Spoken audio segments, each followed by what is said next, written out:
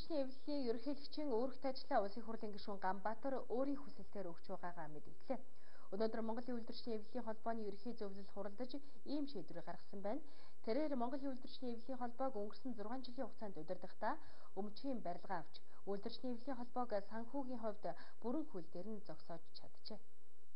Түүнчлэн Монголын үйлдвэрчний эвлэлийн холбоонд хандах хөдөлмөрч иргэдийн тоо нэмэгдэж хөдөлмөрийн өсөлтөд доод хэмжээ хэд дахин нэмэгдсэн гэдгийг олонний төлөө зөвшөөрдөг. Өнөөдөр хуралдсан Монголын үйлдвэрчний эвлэлийн холбооны ерөнхий зөвлөлийн хуралдаанаар тэмцэгч ерөнхийлөгчийн хүсэлт гаргасан даруй нь явуулж болохгүй гэсэн баггүй маргаан тэгсэн юм а. Гэхдээ тэрээр санал судалтайгаа зуралдаж үйлдвэрчний эвлэлийн холбооныхоо нэр хүнднээс чангахыг хүсээгүй гэдгийг илэрхийлж байна. Үйлдвэрчний ерөнхийлөгч улсын хурлын гишүүн хоёр хамт хийж болохгүй гэдгээр энэ бол болно гэж би үзэж байгаа.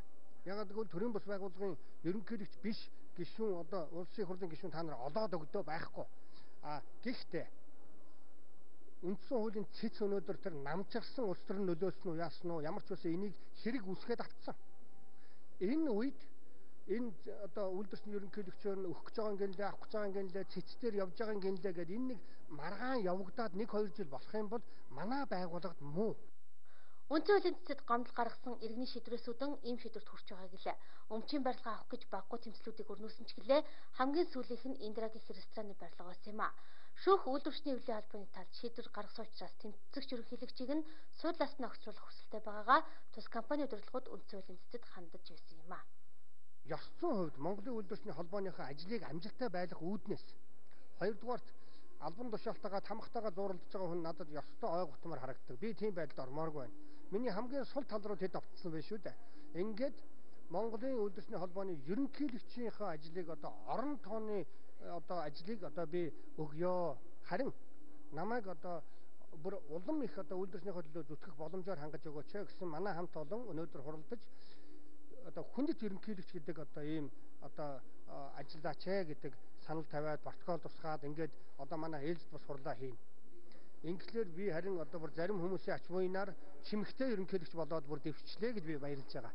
Гэхдээ түүнийг Монголын үйлдвэрчний эвлэлийн холбооны ерөнхий зөвлөлийн хуралдааны гишүүд хүндэт ерөнхийлөгчөөрөө үлдэх хүсэлтийг тавьж тэрээр чимэгтэй ерөнхийлөгч болж байна.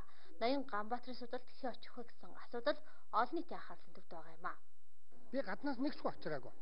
Үйлдвэрчин дотор байгаа энэ одоо үйлдвэрчнийхнийгаа идэвхтэн сонгуултын гишүүдэл улам хүчтэй ажиллах боломжоор би хангасан харин менежментээр хангасан байж болно. Тэгэхээр үйлдвэрчин гэдэг бол Ганбаатар биш ээ. Үйлдвэрчин дотор маш олон лидерүүд байгаа. Хамгийн гол нь энэ байгууллага хэзээс намчрахад болохгүй. Ямар ч намаас хараат бус байх ёстой.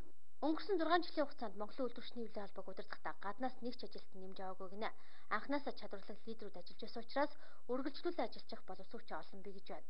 Хэдийгээр тэрээр ажиллаа өгч байгаа ч гэсэн хүндэт ерөнхийлөгчийн хувьд олон нийтэд хандсан тэмцлүүдэд өрнүүлж үйл ажиллагаагаа үргэлжлүүлсээр байх болно гэдгээ мэдгдсэн юм а.